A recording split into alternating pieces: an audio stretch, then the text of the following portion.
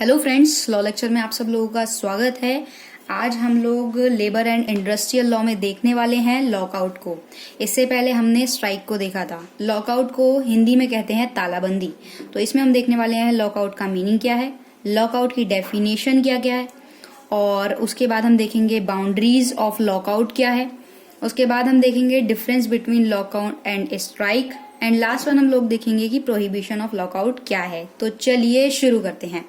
सबसे पहले बात करते हैं मीनिंग की कि भाई तालाबंदी है क्या। तो अगर एक एम्प्लॉयर है कैन डिक्लेयर कर देता है इकोनॉमिक लॉकआउट और अनफेयर लेबर प्रैक्टिस की, तो वो लॉकआउट की श्रेणी में आता है। यानी कि इसे हम ऐसे समझ सकते हैं कि जो एक लॉकआउट है एक तरीके का एक्शन है, ठीक है, बाय द एम्प्लॉयर के द्वारा ऐसा एक्शन है कि टेम्पररी लेवल पे रिफ्यूज कर देना, मना कर देना कि भाई हम ये काम नहीं कराएंगे बिकॉज ऑफ अ डिस्प्यूट के चलते जो है लॉकआउट होता है। अब डिस्प्यूट क्या, डिस्प्यूट विद द वर्कर्स कि वर्कर्स ने ओवर वेजेस कराने के लिए भत्ते बढ़ाने की बात कर दी है, या घंटों के आवर ऑफ वर्क को लेके बात हुई है, या अदर टर्म्स एंड कंडीशन जो भी रहती है ऑफ एम्प्लॉयमेंट से रिलेटेड, तो उसके लिए एक रिप्रेजेंटेटिव स्टेटस है of a union for a purpose of collective bargaining. क्योंकि भाई स्ट्राइक में हमने देखा कि वर्कमैन काम ही नहीं करेगा, ठीक है, एम्प्लॉय काम नहीं करेगा। बट यहाँ पे क्या है, तालाबंदी में, लॉकआउट में, यहाँ पे जो एम्प्लॉयर है उसने ही बंद कर दिया कि भाई मैं टेम्पररी लेवल पे अपना काम नहीं कर पाऊंगा, रिफ्यूज कर दिया, मना कर दिया। ठीक, अब इसकी डेफिनेशन की बात करें तो डेफिनेशन इसकी दी हुई है according to section 2L of industrial dispute act 1947। इसमें बोला गया है कि लॉकआउट जो है वो है ये है कि टेम्पररी लेवल पे क्लोज कर देना उस प्लेस को जो मतलब कि ऐसा प्लेस जहां पे कि उद्योग हो रहा है, एम्प्लॉयमेंट को, ठीक है, और the suspension of work suspend कर देना, वर्क को रिफ्यूज कर देना, जो एम्प्लॉयर है वो रिफ्यूज कर देते हैं कि भाई यहाँ पे कंटिन्यू जो एम्प्लॉय है जो काम है वो नहीं होगा। ठीक है, इसके अंदर में ये समझाया गया कि जो तालाबंदी है उसका मतलब यही है कि भाई जो एम्प्लॉयर होंगे उनके द्वारा काम जो है वो बंद कर देंगे, वो मना कर देंगे कि हमें काम नहीं कराना या काम करने से इनकार कर देना।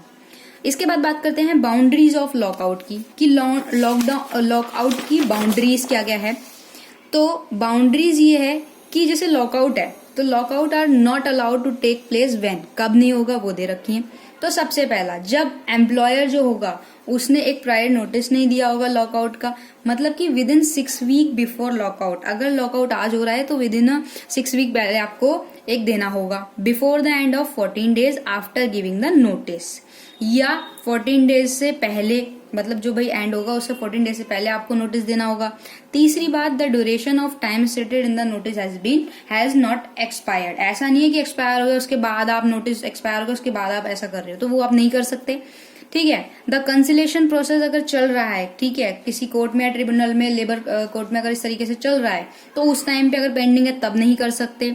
ड्यूरेशन क्या रहेगी, 7 डेज की passage after settling of the conciliation proceeding. 7 days के जो प्रोसीडिंग रहेगा, कंसिलेशन प्रोसीडिंग रहेगा उस टाइम पे। अब मेन इसमें नोटिस क्या है करने वाली बात कि the notice of a lockout का जो नोटिस होगा, however shall be not necessary, वो उस टाइम जरूरी नहीं होगा जब स्ट्राइक ऑलरेडी प्रोसेस में होगी।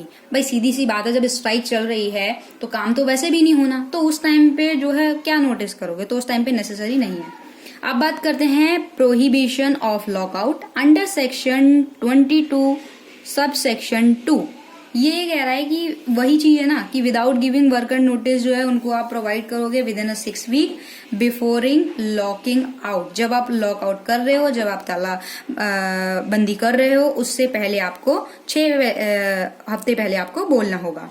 और तालाबंदी में एक चीज ये भी है कि अगर तालाबंदी में काम करने से तो आपने मना कर दिया, लेकिन अगर मान लीजिए जो नियोक्ता है, जो एम्प्लॉय है, उसकी मांग अगर पूरी हो जाने पर खुद वो काम जो है लॉकआउट जो है तालाबंदी खोलकर काम करवाने के लिए श्रमिकों को, जो एम्प्लॉयर वर्कमैन होंगे, उन्हें काम दे सकता है।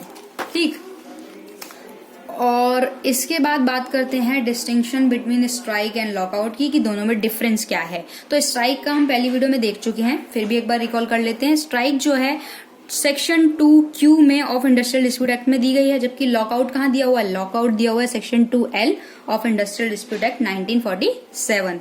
स्ट्राइक में क्या है? स्ट्राइक में जो वर्क है वो स्टॉप हो जाता है, ठीक है, किसके थ्रू? वर्कमैन के थ्रू, जिनकी कॉमन अंडरस्टैंडिंग होती है कि भाई अगर भत्ते वगैरह नहीं बढ़ाओगे या काम से रिलेटेड जो भी है, उससे रिलेटेड जो भी है, उनका एक कॉमन इंटेंशन रहता है।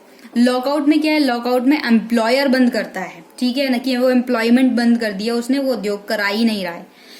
स्ट्राइक में क्या होता है? स्ट्राइक में ये होता है, in case of strike workman refuse, workman यहाँ पे मना कर रहा है कि मैं काम नहीं करूंगा, जबकि लॉकआउट में क्या है? एम्प्लॉयर ही मना कर देता है कि मैं काम करवा ही नहीं रहा हूँ। इसी तरह 4th पॉइंट है, स्ट्राइक जो है एक वेरी पावरफुल वेपन, हम पहले देख चुके हैं, in the hand of workman. Workman के हैंड में एक बहुत ही पावरफुल वेपन है कि वो अपनी टर्म्स एंड कंडीशन अपने डिमांड्स को फुलफिल करवा सके। जबकि लॉकआउट में क्या है? लॉकआउट वेपन है एम्प्लॉयर के हैंड में, कि डिस्करेज एंड एक तरीके से आप बोल सकते हो कि स्ट्राइक पर ना एक तरीके से चेक है। तो ये लॉकआउट है। तो आई होप आपको स्ट्राइक और लॉकआउट में डिफरेंस भी पता चला होगा, साथ के साथ आपको लॉकआउट के बारे में भी पता चला होगा। तो उम्मीद है ये टॉपिक आपको क्लियर हो गया होगा। वीडियो पूरी देखने के लिए थैंक यू सो मच। अगर इस चैनल पे नए हैं तो इस चैनल को सब्सक्राइब करके बेल आइकन प्रेस कर दीजिएगा।